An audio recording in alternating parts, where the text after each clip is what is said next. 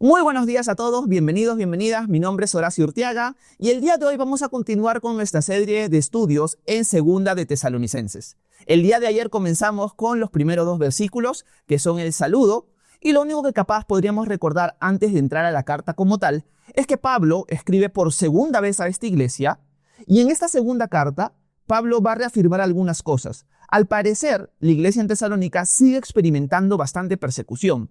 Ha habido un engaño, ha habido un falso rumor que ha llegado a los tesalonicenses, supuestamente de Pablo, que él también va a corregir, y hay algunos cristianos en la iglesia de Tesalónica que se han tirado al abandono.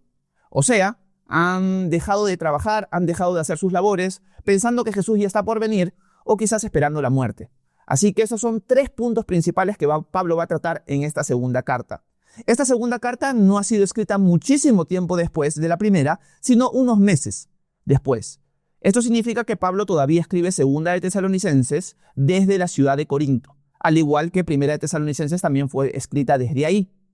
Esta carta está aproximadamente fechada en el año 50 después de Cristo, no mucho tiempo después de que Pablo plantara la iglesia en Tesalónica, donde pueden ustedes encontrar cuándo Pablo o cómo Pablo planta la iglesia en Tesalónica en Hechos capítulo 17. Así que eso es un repaso rápido de lo que nosotros podemos ver como panorama general cuando nos acercamos a la segunda carta a los tesalonicenses. Lo que hemos visto hasta ahora ha sido el saludo de Pablo, un saludo bien hermoso, un saludo que caracteriza a casi todos los saludos que Pablo hace a las distintas iglesias, pero lo que vamos a ver a continuación es sus deseos de agradecimiento, su agradecimiento a Dios, sus elogios a la iglesia en Tesalónica, elogios que también repite de la primera carta. En la primera carta hace prácticamente lo mismo el apóstol Pablo, así que si nosotros volviéramos a revisar los estudios de Primera de Tesalonicenses, nos vamos a encontrar que es prácticamente lo mismo que Pablo va a tocar aquí que tocó en la primera carta. Un dato interesante es que Pablo siempre, luego del saludo, da motivos de agradecimiento, pero hay una iglesia o hay un grupo de iglesias donde Pablo no hace esto, y estas son las iglesias de Galacia. Así que yo les animo en algún momento leer la carta a los Gálatas, porque ahí ustedes se van a dar cuenta que Pablo, a diferencia de las iglesias en Tesalónica, Pablo no da una palabra de agradecimiento a esas iglesias y ustedes van a descubrir el motivo del por qué. Pero a los tesalonicenses sí lo hace, como es común en sus escritos a las distintas iglesias. Así que vamos a volver a leer desde el versículo 1 para entrar en contexto y luego nos vamos a detener en el versículo 3 y en el versículo 4 para ver qué es lo que el Señor nos quiere mostrar y qué es lo que el Señor nos quiere animar también y retar el día de hoy a nosotros en el 2025. Así que entremos a Segunda de Tesalonicenses capítulo 1 y vayamos al versículo 1 para luego detenernos en el 3. Dice lo siguiente el apóstol Pablo. Pablo, Silvano y Timoteo, nos dirigimos a la iglesia de los tesalonicenses en Dios nuestro Padre y en el Señor Jesucristo. Que Dios nuestro Padre y el Señor Jesucristo les concedan gracia y paz. Hermanos, siempre debemos dar gracias a Dios por ustedes. Así debe ser, ya que la fe de ustedes va creciendo y todos y cada uno de ustedes abunden en amor para con los demás. Nosotros mismos nos sentimos muy orgullosos de ustedes en las iglesias de Dios al ver la paciencia y la fe de ustedes para soportar las persecuciones y los sufrimientos. Lo primero que quiero remarcar esta mañana es que en estas palabras de agradecimiento a Dios y de elogios a los tesalonicenses hay una palabra sencillísima nada más, pero que me enseña muchísimo a mí y que quiero compartir con ustedes esta mañana a ustedes. Y es la siguiente, es la palabra hermanos. Así de sencillo, una palabra tan sencilla, tan bonita, tan simple, pero con tanto significado en este contexto. ¿Por qué? Porque yo me pongo en los pies o en las sandalias de los tesalonicenses. Y estoy pasando por un tiempo de persecución, estoy pasando por un tiempo difícil, quizás estoy desanimado, quizás estoy siendo retado en mi fe, quizás estoy dudando de Dios y estoy pasando por distintas cosas. Hace mucho tiempo atrás, unos meses atrás, un apóstol vino, el apóstol Pablo, junto con Silas y con Timoteo, y nos predicaron el evangelio, hemos conocido al Señor, hemos visto cómo Dios ha usado grandemente a Pablo, cómo Dios le ha permitido hacer milagros y cosas similares. Por lo tanto, tenemos a Pablo en alta estima, hemos visto a un hombre de Dios que Dios ha usado grandemente y quizás hasta lo hemos puesto en nuestra mente en un pedestal, equivocadamente. Pero ahora Pablo, en esta segunda carta, cuando nos elogia y cuando está agradecido con Dios, una de las cosas que hace Pablo es decirnos hermanos. Y esto para mí me enseña mucho y nos debería enseñar mucho. ¿Por qué?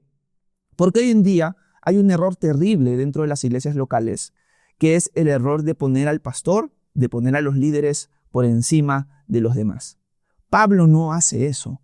Pablo se pone al mismo nivel de los demás y los llama hermanos. Pablo podría haberles dicho, discípulos míos, estamos muy agradecidos con ustedes porque hemos visto cómo están creciendo en el Señor, y tomar una actitud de yo estoy por encima por si acaso, muchachos. O sea, no se me quieran poner en el mismo nivel. Yo soy Pablo, ustedes son los tesalonicenses. No, Pablo usa la palabra hermanos.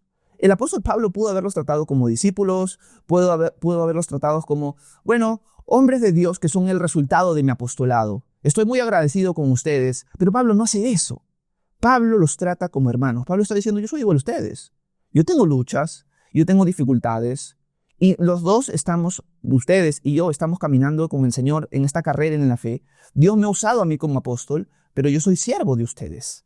Es más, yo puedo pasar ciertas dificultades como apóstol, ser rechazado, ser cuestionado, pasar persecuciones, hambre, sed, naufragios, etcétera, etcétera, y ustedes no necesariamente la van a pasar porque ustedes no tienen ese llamado. Por lo tanto, hasta yo sufro más a veces que ustedes, pero ustedes son mis hermanos. Y esto me enseña una lección bien bonita a mí.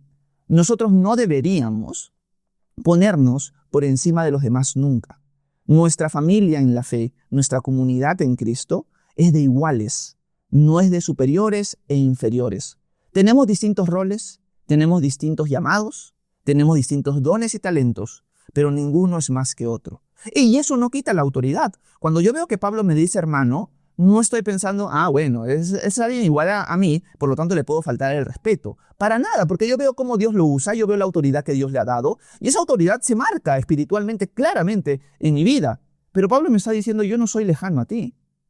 Tú puedes ser mi amigo, tú eres mi hermano. Esa característica, ese corazón, es algo que nosotros deberíamos cultivar. A los líderes de la iglesia es una lección importantísima. Tú no debes separarte de la congregación, tú eres también una oveja. Y por lo tanto son tus hermanos, son tu familia. Y tu familia es tu amiga, o debería ser así.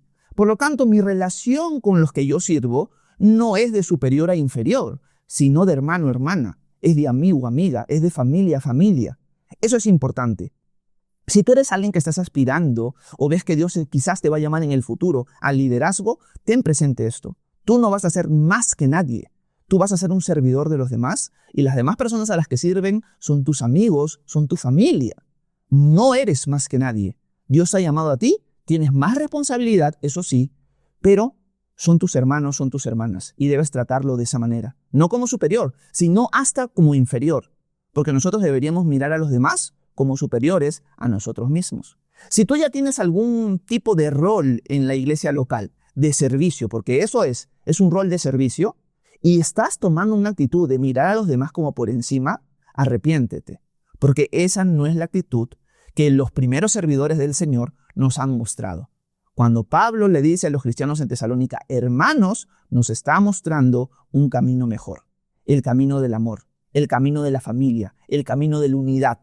La unidad se pierde cuando tú empiezas a separar a los que sirven con los que simplemente reciben el servicio. Sí, los que reciben el servicio en el futuro van a tener, por la gracia de Dios, que servir también a los demás.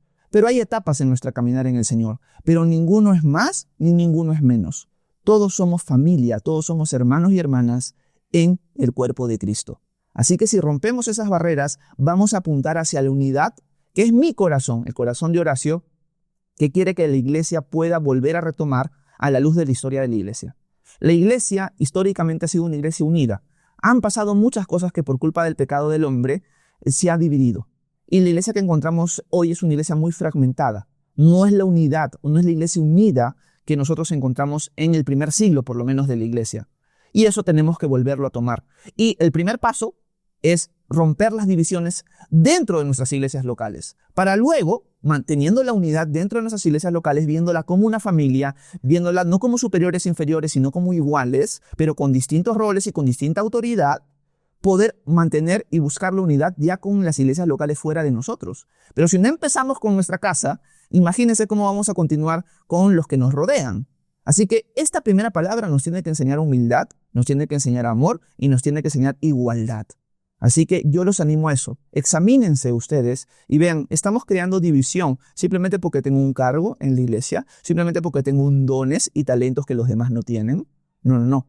Pablo nos escribe, imaginemos que fuéramos los tesalonicenses, y nos dice hermanos. Al decirnos hermanos nos está diciendo yo soy igual a ustedes. No soy mejor que nadie. Yo soy un siervo de Cristo y estoy para servirlos a ustedes. Pero yo no soy superior a ustedes. Ustedes son mis hermanos, yo soy el hermano de ustedes. Así que eso es muy importante de remarcar solamente con una simple palabra.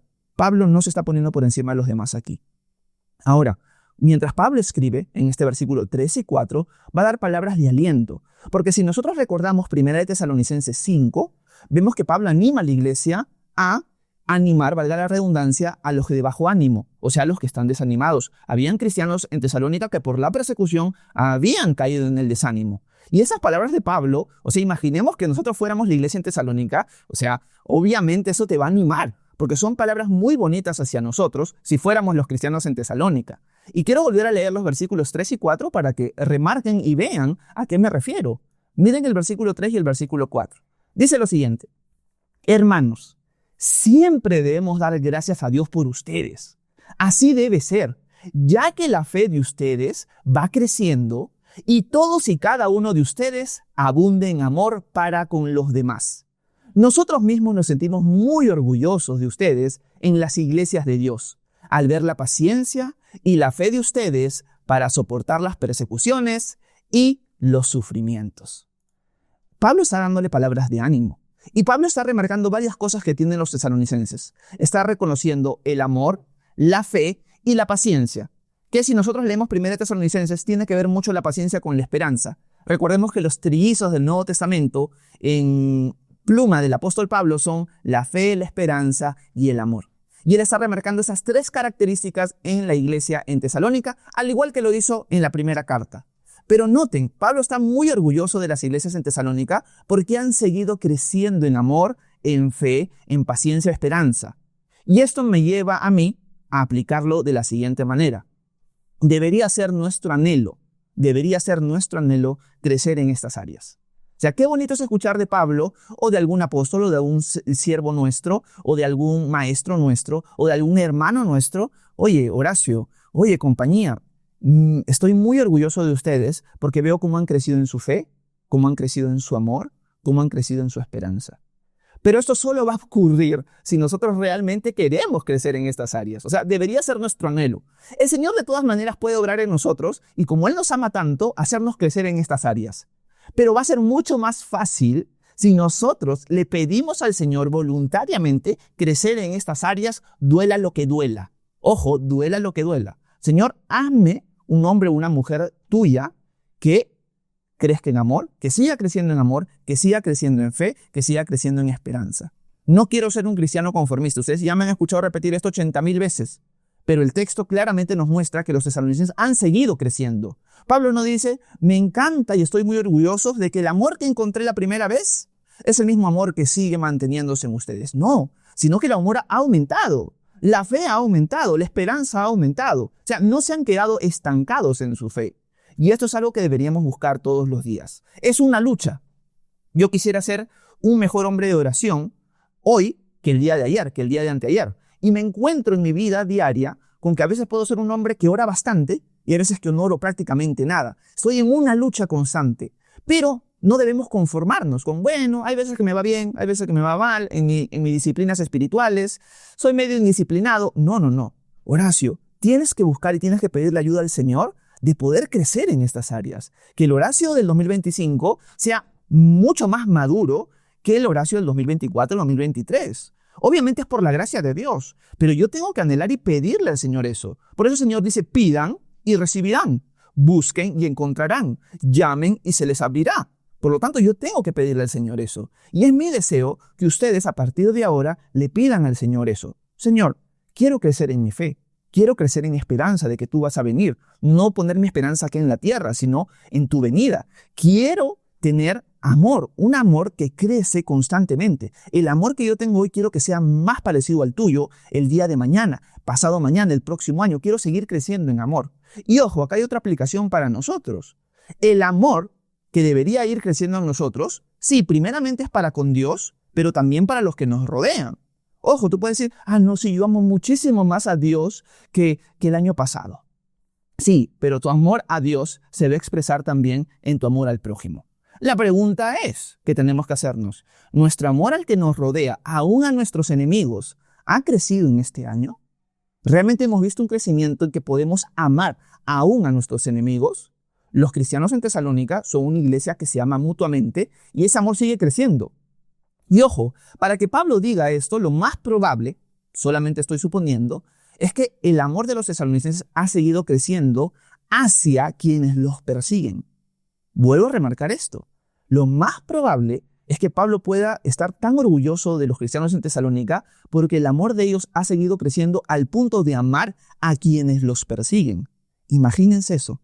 Eso es lo que deberíamos anhelar y pedirle al Señor en nuestras vidas. Poder amar a ese punto aún a nuestros enemigos. Porque es el mandamiento del Señor en el Sermón del Monte. Lo hemos estudiado un montón de veces. Por lo tanto, la fe, la esperanza, el amor deben ser algo que nosotros deberíamos buscar, anhelar, pedir constantemente para crecer en nuestras vidas. Y que nuestras iglesias locales puedan ser reconocidas delante de otras personas, pero sobre todo de Dios, como iglesias que siguen creciendo en amor. Una de las cosas por las cuales siempre pido, en las mañanas sobre todo, es que la iglesia local que pastoreo pueda seguir creciendo en amor, en unidad y en transparencia también. Acá agrego algo que capaz Pablo no está tocando, pero Dios lo ha puesto en mi corazón en este momento. Una de las cosas que yo pido dentro de la iglesia local a la que pastoreo es que podamos crecer en transparencia. Que no seamos una máscara, una cara dentro de la iglesia, pero por fuera somos un desastre. Que nosotros como familia en Cristo nos podamos conocer. Porque cuando nos conocemos con nuestras virtudes y con nuestras debilidades, vamos a poder amarnos correctamente y servirnos correctamente. Pero si yo muestro una cara en la iglesia, no tengo amistad con nadie, no tengo familiaridad con nadie, mi amor hacia los demás de la iglesia local a la que pertenezco no ha crecido, la gente solamente conoce una cáscara mía, que generalmente es una cáscara ficticia. En cambio, lo que debemos anhelar y buscar es que la iglesia pueda ser transparente, para podernos amar transparentemente. Por lo tanto, lección para nosotros adicional, debemos orar para que nuestras iglesias locales crezcan en amor. Entonces, Horacio, pero la iglesia local a la que yo asisto, no veo que esté creciendo en eso. Tú da el primer paso. Tú tienes que ser el agente de cambio. Tú tienes que ser el agente de reforma. Ahí. ¿Todo el mundo no lo hace? Bueno, tú sí. Por algo estamos meditando en la palabra de Dios esta mañana. Nosotros tenemos que marcar la diferencia. Si las iglesias locales en general, en la zona donde vivo o en el mundo entero, no practican el amor, no son familia, bueno, yo no voy a decir, bueno, es que todo el mundo es así, pues por lo tanto yo también. No, la iglesia local que yo pastoreo voy a orar para que sea una familia, para que sea unida y vamos a luchar para alcanzar eso. Y vamos a pedirlo constantemente en nuestras reuniones de oración. Danos unidad, ayúdanos a crecer en ella, etcétera, etcétera. Porque esas son cosas encomendables. Son cosas de alabanza, son cosas que enorgullecen, sobre todo a Dios. Si a Pablo le enorgullece ver esto en los tesalonicenses, ¿cuánto más a Dios? Por lo tanto, Dios se va a sentir muy orgulloso de nuestras iglesias locales cuando vean que esas iglesias locales se parezcan cada vez más a la unidad que Él tiene entre el Padre y Él, entre Jesús y el Padre. Por eso Jesús va a decir, Padre, te pido, en Juan 17, que sea uno, así como tú y yo somos uno. En la unidad se refleja claramente el amor de Dios, del Dios Trino al que servimos. Así que es importante buscar eso. No dejen de anhelar eso y no dejen de pedir eso. Porque ya está la pelota en su cancha, como se dice. Ustedes tienen que pedirlo. Así que esto es lo que Pablo le está escribiendo a una iglesia que sí está creciendo en eso. Y yo lo veo y digo, yo quiero eso dentro de la iglesia local a la que yo sirvo y a la que pertenezco. Ahora, para ir terminando, cuando nosotros entramos al versículo 4, vemos algo también bien interesante. Y es que Pablo va a decir que él puede sentirse orgulloso y ese orgullo él lo transmite, dice él, a las iglesias de Dios. Vamos a volver a leer el versículo 3 y el versículo 4 para terminar con esta última aplicación. Miren nuevamente el párrafo, vamos a volver a leerlo y vamos a enfocarnos en el punto 4, en el versículo 4. Dice, hermanos, siempre debemos dar gracias a Dios por ustedes. Así debe ser, ya que la fe de ustedes va creciendo y todos y cada uno de ustedes abunda en amor para con los demás. Nosotros mismos nos sentimos muy orgullosos de ustedes en las iglesias de Dios, al ver la paciencia y la fe de ustedes para soportar las persecuciones y los sufrimientos. Bueno, ya hemos hablado muchísimo acerca de la realidad de los sufrimientos y las persecuciones, pero quiero terminar remarcando las iglesias de Dios. Nosotros sabemos que la iglesia es una, en verdad. Es la iglesia que se manifiesta en su catolicidad. Somos una iglesia católica, somos universales. La palabra católico no tiene nada que ver con católico romano. Somos una iglesia universal. Pero esta iglesia única, que es el cuerpo de Cristo, está dividido y repartido por el mundo en distintas iglesias. Así que nosotros somos parte de la única iglesia, pero de todas maneras tenemos una identidad también como nuestra iglesia local particular en el lugar donde vivimos. Por eso Pablo puede decir, yo siento mucho orgullo y hablo de ustedes a las iglesias de Dios. La iglesia es una, pero Pablo está hablando de las distinciones de local, de región, de características de cultura dentro de las iglesias que él ha plantado. Y esto nos enseña algo, que tenemos que buscar la unidad en medio de la diversidad. Nuestras iglesias locales son únicas, pero son parte de una sola iglesia. Así que tenemos que recordar que todos somos hermanos si pertenecemos a esa única iglesia universal, católica, como lo quieran llamar. Ahora, estas iglesias, dice, son las iglesias de Dios. Son las iglesias de Dios. ¿Eso qué significa para nosotros? Que nosotros deberíamos entender, esta iglesia, yo soy parte de ella, pero el que reina aquí es el Señor. Esta iglesia es para Él, no es para mí. Sí, yo formo parte porque Dios me quiere bendecir con su palabra, quiere que pase amistad con otros hermanos en la fe, que nos exhortemos, que nos animemos, que nos consolemos, que nos corrijamos, pero el centro de la reunión, el centro de la iglesia es Dios mismo. Por lo tanto, en la iglesia nosotros tenemos que entender varias cosas. Lo primero es que nos reunimos para alabar a Dios. Eso es el enfoque horizontal. Vamos primeramente a Dios, pero también lo hacemos para servirnos mutuamente. Pero nunca tenemos que dejar uno por el otro. Hay iglesias donde solamente se enfocan en Dios. Escucho a Dios y luego me voy. Y hay otras iglesias donde prácticamente no se escucha a Dios y solamente pasan un tiempo de club, un tiempo de compañerismo nada más. Tenemos que encontrar el balance. Es a Dios, pero también para servirnos mutuamente. Pero la iglesia le pertenece a Dios. Y su iglesia será siempre llamada casa de oración para todas las naciones. Así que las puertas tienen que estar abiertas siempre para los demás. Termino con lo siguiente. Cuando leía y meditaba en esta frase, las iglesias de Dios, me hizo acordar mucho cuando Jesús habla con Pedro. Jesús habla con Pedro y Jesús le dice a Pedro, Pedro, ¿me amas? Esto es en Juan 21. Jesús ya está resucitado. Pedro está un poco bajoneado porque lo ha negado 3 veces.